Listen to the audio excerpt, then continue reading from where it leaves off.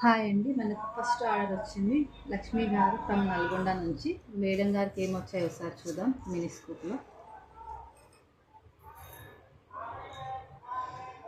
ఒక beads chain.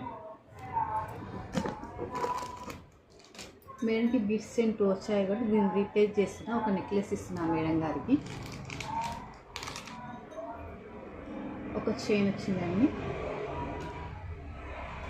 First order కాబట్టి madam గారికి ఒక గిఫ్ట్గా ఒక హెయిర్ బో ఇస్తున్నాను. మొత్తం 4 ఐటమ్స్.